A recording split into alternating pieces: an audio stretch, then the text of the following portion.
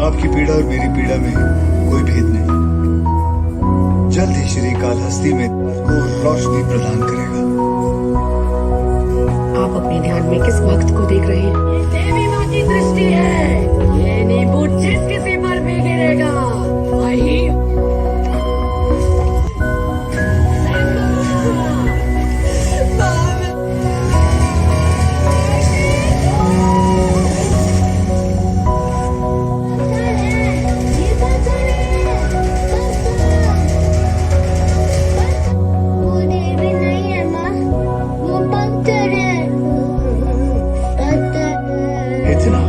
ऐसे नहीं बोलते, ये पाप है बेटा इंसानों को। मुझे याद करके यदि कोई पत्थर भी फेंके तो वो मेरे लिए इस सृष्टि में परिवर्तन सहज ही देगी। बीज को देख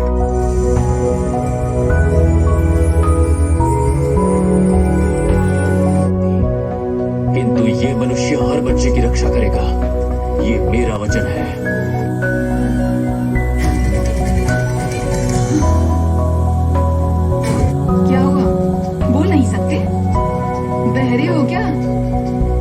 एक ऐसी लड़की देखी जिसे देखकर मैं सब कुछ भूल गया, लेकिन अचानक कहाँ गायब हो गई पता ही नहीं चला।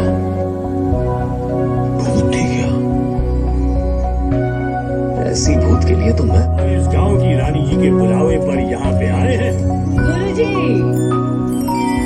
और इनका नाम है श्री कंकु भट्टू बंधु। नहीं है, हमें ही तलवार पकड़ने का अधिकार है।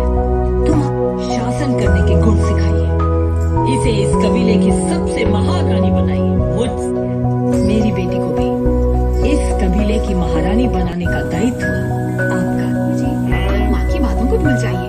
मुझे सपने में हर दिन वायुलिंग के दर्शन हो रहे हैं। एक बार चतुर्वेद वेदांत पर जिनका अधिकार है, ऐसे क्या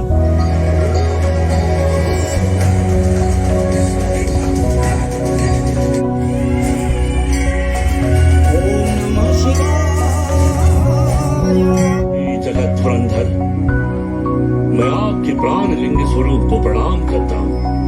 आपने ही हम ऋषि अगस्त्य के वंशजों को इस वायुलिंग की स्तुति करने का आशीर्वाद दिया है। दृष्टि नहीं पड़ेगी, इसे अपवित्र नहीं होने दूंगा, ना कभी इसे खंडित होने दूंगा। ये मैं किसी भी जीव के प्राण हर सकता हूँ, प्रभु ने प्राणों की आहुति भी दे सकता हूँ। आजकल संयम खोता जा रहा है तू। बस एक ही होनी चाहिए जैसे मेरी है। ये प्यास पानी से नहीं बुझेगी, इसके लिए तो कबीले की छोरी चाहिए। पीठ पर वार नहीं करते माली, जाने दे।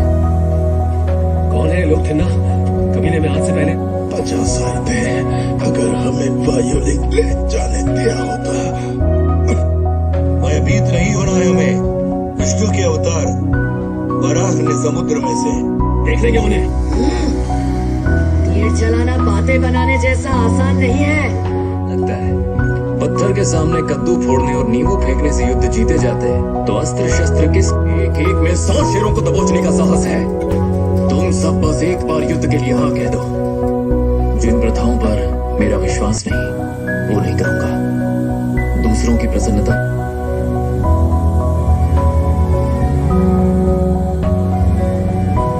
कालमुख का सामना कर रहा है तो 5 कबीलों को एकजुट हो ऐसे भय से शत्रु को बाहरी शत्रु बलशाली हो तो सबको साथ आ जाएंगे बाबा, लेकिन शत्रु से लड़ने के लिए नहीं, केवल आपस में लड़ने के लिए आएंगे। उनका एक उद्देश्य है। तू भी आएगा। अब मैं क्या बोल सकता हूँ? मैं किसी सहायता की आवश्यकता नहीं है। हम पन्नगा के गांव की स्त्रियां नहीं है, ना ही हमने चूड़ियां पे। पन्नगा, तुम बहुत बोल रही हो। चुप हो जाओ और बैठ जाओ। पन्नगा, ताकि हम सब अपने क्षेत्रों में शांति से रह सके, किंतु हम आपसी झगड़ों में उलझ। मुझे अपना सर झुकाने में कोई आपत्ति नहीं। मेरे होते हुए आप किसी के सामने सिर नहीं झुकाएंगे। आपके बेपुली नायक बनेंगे।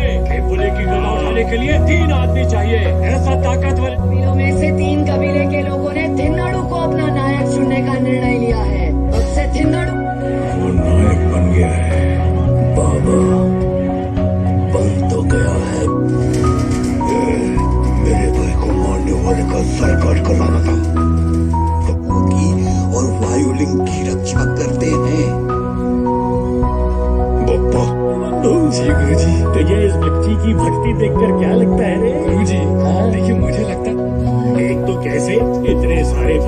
बाद एक के बाद एक मेरे रुके खाए जा रहा है ये।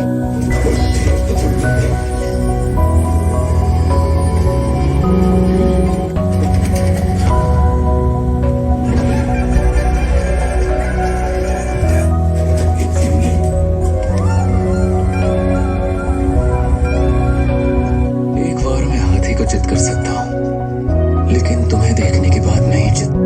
अगर सच में बलवान हो तो युद्ध जीतो, ना कि मुझ। मैं युद्ध भी जीतूंगा राजकुमारी, और तुम्हें भी जीतूंगा, ये मेरा वचन है। नाड़ू अभी इस युद्ध का नायक है, कल 5 कबीलों का नायक बनेगा।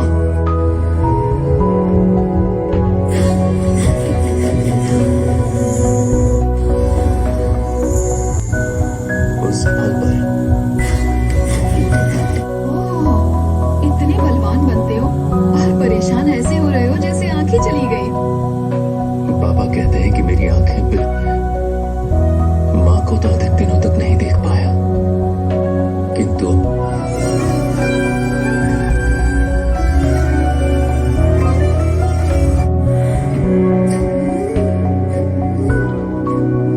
कुछ तो हो रहा है।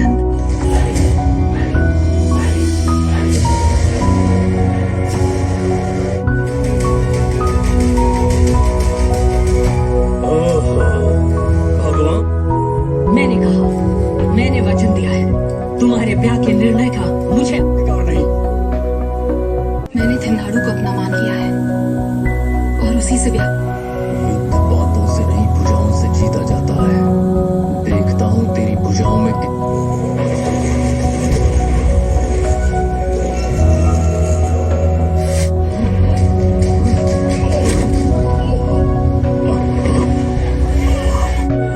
थिन्नाडु, पहले तुझे मारूंगा, उसके बाद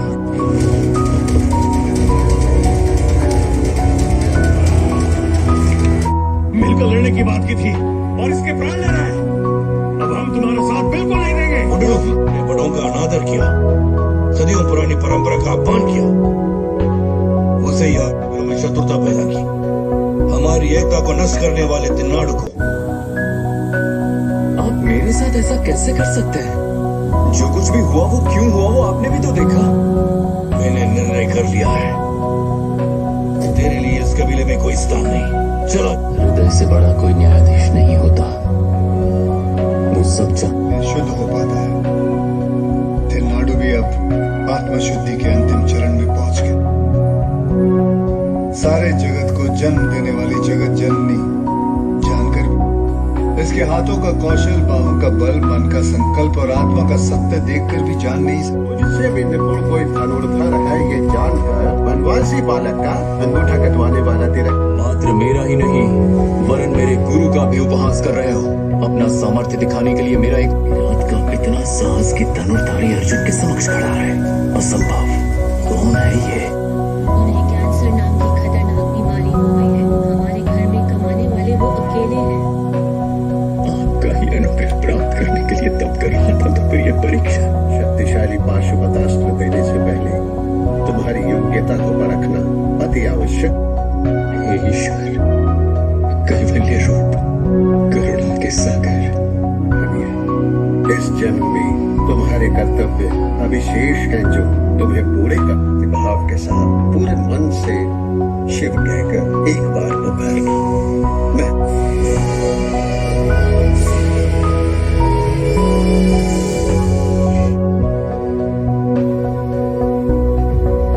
क्या इस जन्म में उसे आपके चरण कदम बढ़ा चुकी हूँ माँ, जो थिन्ना के साथ फेरे लेकर ही रुकेंगे।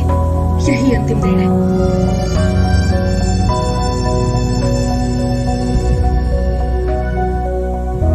ऐसा नहीं है बाबा, अगर मुझे अग्नि में कूदने को कहेंगे तो मैं। आप स्वयं को जानते हैं, रिश्तों को पहचानते हैं, जीवन का अर्थ समझते। मेरे पास न पिता का सम्मान है। तुम्हें गुटिया बनानी नहीं सिखाई? खाओगी क्या? समय बर्बाद नहीं, तो चलो किसी मंदिर में चलते हैं।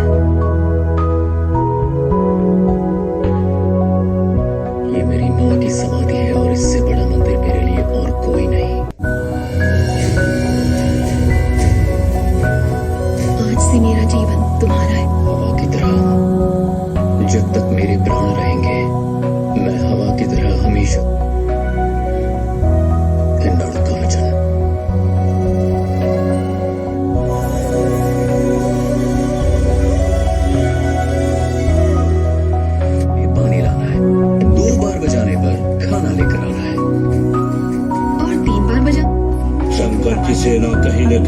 जान हो रही होती। 100% joining bonus प्राप्त। शिवो, बाबा, आप इस समय यहाँ कैसे? तुझसे हमेशा बच्चों के आदर्श होते हैं, किंतु मेरे आदर्श तो तुम हो। स्वार्थ की आड़ में केवल एक समान नहीं रहता, सत्य और असत्य। अब तेरे गुणों के कारण ही तेरे पिता का सम्मान बढ़ेगा।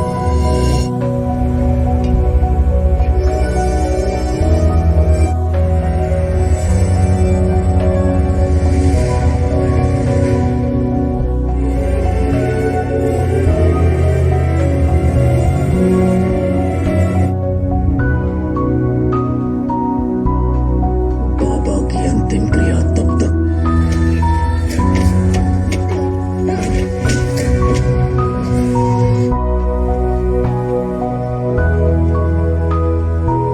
ये कबीला दे रहा है। बाबा की आज्ञा थी कि मैं ये कबीला छोड़कर चला जाऊं। वो जीवित नहीं है, पर मुझे रात्रि दिन का समय है नहीं मिली। अभी रात्रि कैसे हो सकती है? मैं कुछ नहीं कहती हूँ। कुछ भोजन भी देखा है? बोलो। शिव एक अनुभव है, वो हर जगह तुम्हारे प्रश्नों के उत्तर भले ही मेरे पास नहीं है, लेकिन शिव है आपके सम्मुख आने नहीं देता। इस प्रकार आपने दिव्य वायुलिंग का लाभ और शिव के नाम का उच्चारण कर लिया होता तो वो स्वयं भी मुक्त हो जाता और वायु लिख देता है। उसके लिए सहायता सदा ही उपलब्ध है। जो भेद नहीं जान पाता उसकी कोई सहायता।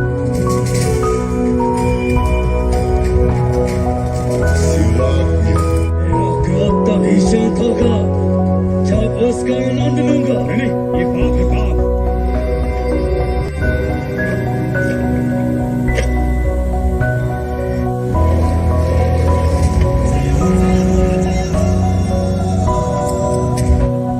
यहाँ आने की अनुमति नहीं है। यही परंपरा है, यही नियम है। ये परंपरा भी तुम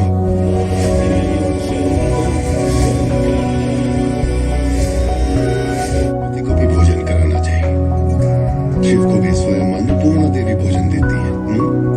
किंतु जिस रेशमी वस्त्र को तुम सबसे पवित्र, सबसे शुद्ध मान रहे हो, वो मिलता तो एक ही क्या लेगा। एक बार ब्याह रचा तब पता चलेगा कितनी दर्दनाक घटना होती है। जब तुम्हारी ये अज्ञानता की माला टूटेगी, उस दिन तुम्हें अनुभव। ओम नमः शिवाय। सवेरे से एक भी निशाना सही नहीं लग रहा। सही।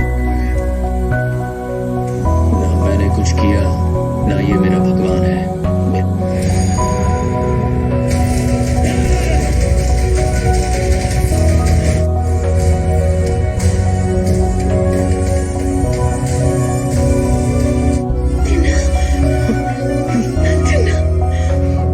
मुझे क्षमा कर दो। मुझे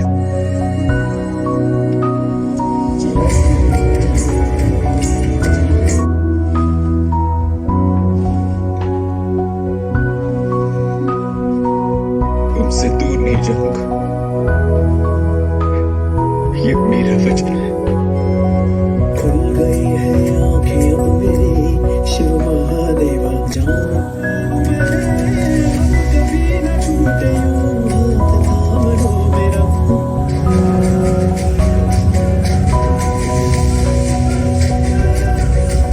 ये बोलिए ना, इतना क्रोधित क्यों हो रहे हैं?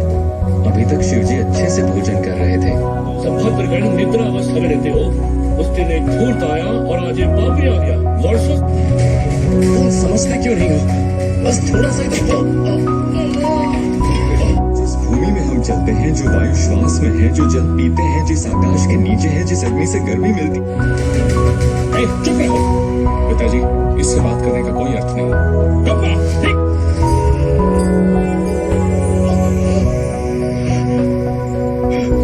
जब भगवान पर विश्वास नहीं था तब राजा की तरह जीते थे। अब तुम्हारी भक्ति जहाँ गई है तो इतना नाना, आपको एक बात पता ही नहीं है। इन्होंने मुझे जितना मारा उससे चीटी काट दी। अब मैं क्या करूं? अब मैं क्या करूं? अब मैं क्या करूं? गणेश जी को नया सिर दिया था, हाथी का सिर लगाया था। ऐसे अब मुझे पता है क्या करना है। एक आंख दी है, अब दूसरी भी दूंगा। मुझे नहीं होने दूंगा। शिव जी के लिए ये वचन तोड़ रहा हूं।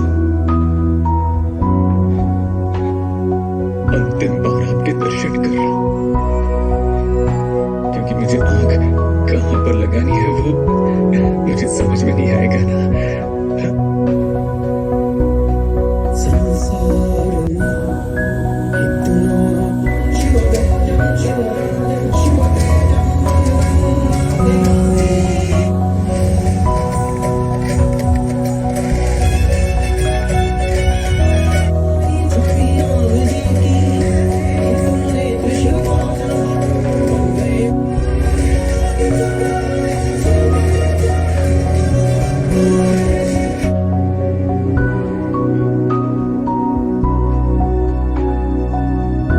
मानव संसार को देखेंगे। अब संसार में छोटे बड़े सार्थक हो गया धन्य सारे संसार को दृष्टि देने वाले परमात्मा को मर जाने। इसलिए मैं तुम्हारा मंदिर स्वयं अपने मंदिर से भी ऊपर ऊंचे पहाड़ मुझे इस जन्म